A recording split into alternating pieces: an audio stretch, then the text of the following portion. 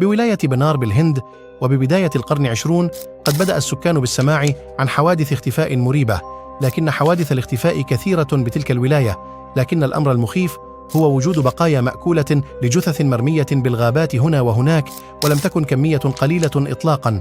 لقد أصبح منظر الجثث منظرا شائعا لدى السكان، ففي كل أسبوع كان هناك 3 جثث جديدة مأكولة مرمية بالإحراش، وقد كان هذا عمل نمر حيث أن هذه مناطق صيدها.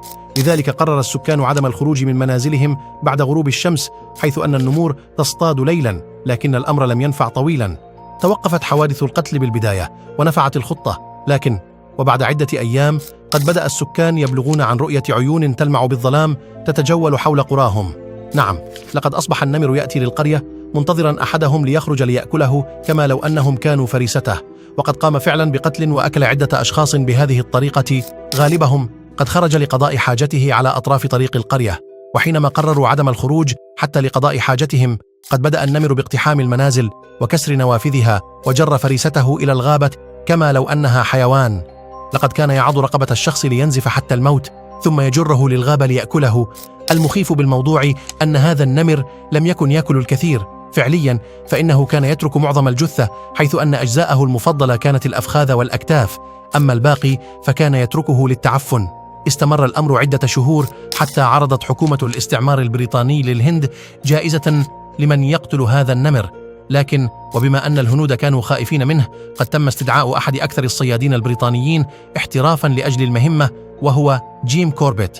جيم قد بدأ يذهب ويتجول بالغابات التي كثرت فيها بقايا الجثث بحثا عن هذا النمر، وقد استمر تجوله عدة أيام، أصيب خلالها بداء الملاريا، لكن هذا لم يدفعه للاستسلام، بل قرر الاستمرار. جيم كان من النوع الذي لا يستسلم إطلاقا. وصل جيم إلى إحدى القرى حيث شوهد النمر فيها آخر ليلة بعد أن كسر نافذة منزل وجر أحد السكان للغابة، وهنا قرر جيم أن ينصب فخا للنمر. قام جيم بشراء معزه صغيرة وقام بربطها على بعد 27 متر تقريبا من شجرة كبيرة، ثم قام ببناء منزل شجرة بسيط على القمة ليجعل من هذا المنزل مخيمة. لم تكن الشجرة كبيرة للغاية، لكنها كفيلة بالتغطية على معظم القرية، نظرا لأن منازلها مكتظة صغيرة الحجم. وحينما حل الظلام قد بدأ جيم بسماع أصوات حركة قادمة من الغابة، وبدأ هذا الصوت يقترب شيئا فشيئا. جيم حافظ على هدوئه ولم يرغب بإحداث أي حركة تلفت الانتباه له، وإذا به يسمع صوت صراخ المعزة مع صوت زئير مفترس، إلا أن الظلام الحالك لم يعطيه أي خيار سوى إطلاق النار باتجاهها على أمل أن يصيبها. وعلى لحظة الإطلاق قد لمعت نيران بندقيته ومنحته إضاءة ثانية. كانت هذه الثانية كفيلة برؤية النمر بوضوح شديد. ما كان كفيلا أكثر هو الصراخ العالي للنمر، حيث أن الطلقة قد أصابته فعلا وهرب للغابة جريحا. في اليوم التالي قرر جيم الانصراف، إلا أن سكان القرية ترجوه بالبقاء وإكمال المهمة، فاتفق مع مجموعة من أشجع وأقوى سكان القرية ليصيدوا النمر ليلا، وطلب منهم أن يحملوا الشعلات وأن يعدوه إلا يهربوا مهما حدث، فالغابة ذات تغطية سميكة حتى ضوء القمر لا ياتي لها.